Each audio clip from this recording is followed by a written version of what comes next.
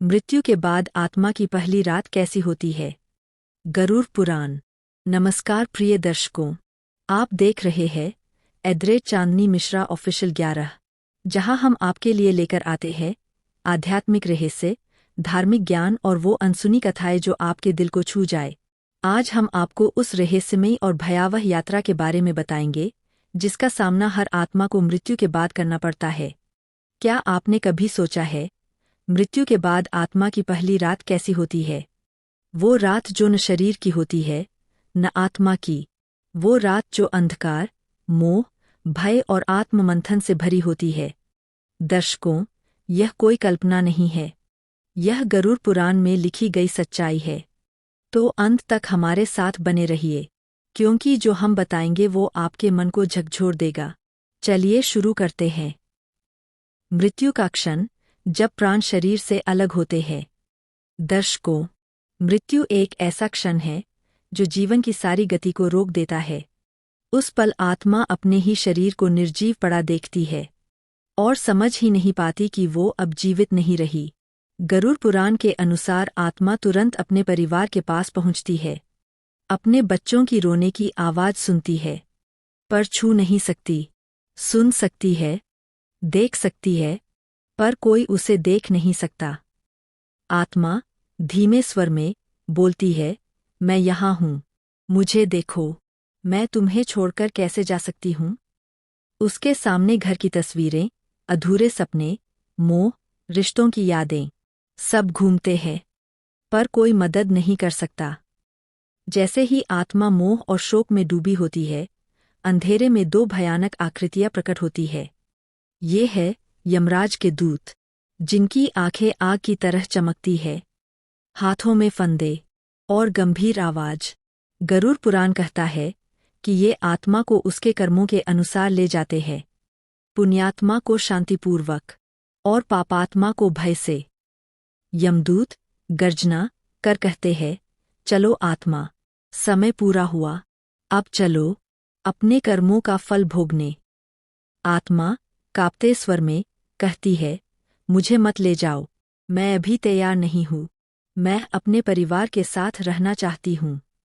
दर्शकों, यही वो क्षण है जहाँ आत्मा का सामना उसके किए गए कर्मों से होता है। यही क्षण तय करता है कि वो आगे किस लोक की ओर जाएगी। पहली रात आत्मा के लिए सबसे कठिन होती है। न वो यहाँ की रहती है, न वहाँ की।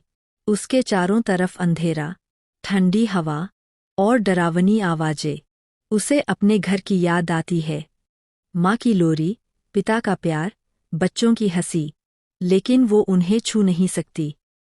आत्मा टूटे स्वर में कहती है, मुझे खाना चाहिए, मुझे अपने बच्चों के पास जाना है, मैं यहाँ क्यों फंसी हूँ? गरुड़ पुराण में लिखा है कि आत्मा को पहली रात सबसे ज्यादा भूख प्यास सताती है। मोह उसे अपने पुराने जीवन में बांध लेता है। जो अच्छे कर्म करता है उसे मानसिक शांति मिलती है, लेकिन जो पाप करता है उसे पछतावे से गुजरना पड़ता है। दर्शकों, आत्मा का सबसे बड़ा बंधन मोह है, अपने परिवार से।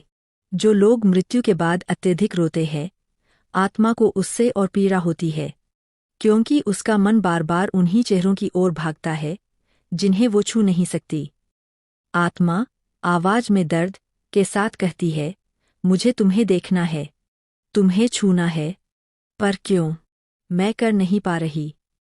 इसलिए शास्त्रों में कहा गया है, मृत्यु के बाद शांति, मंत्र, जप और प्रार्थना आत्मा के लिए वरदान है। रोने से मोह बढ़ता है।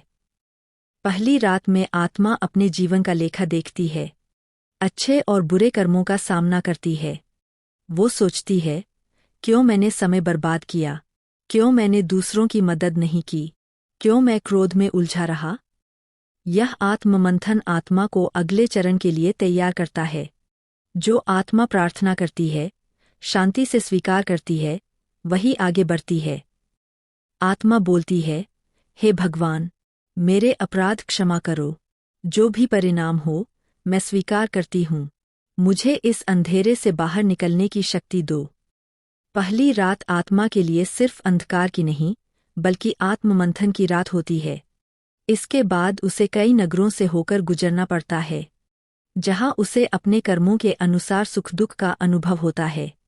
लेकिन जो सबसे कठिन है वो यही पहली रात, जहां उसे अपने मोह से बाहर आना पड़ता है। दर्शकों, क्या आपने कभी सोचा है कि मृत्यु के बाद क्या होता है? नीचे कमेंट में जरूर बताइए। तो दर्शकों, अगर आप अपने परिवार की आत्मा के लिए शांति चाहते हैं तो वीडियो को लाइक करें और साथ में शांति लिखकर प्रार्थना करें। अगर आपको यह रहस्यमय यात्रा रोमांचक लगी हो तो इसे शेयर करें ताकि और लोग भी जान सकें। प्रिय दर्शकों, आज हमने जाना कि मृत्यु के बाद आत्मा की पहली रात कैसी होती है। यह रात अंधेरे से भरी है, मोह से भरी है, पछतावे और आत्ममंथन से भरी है।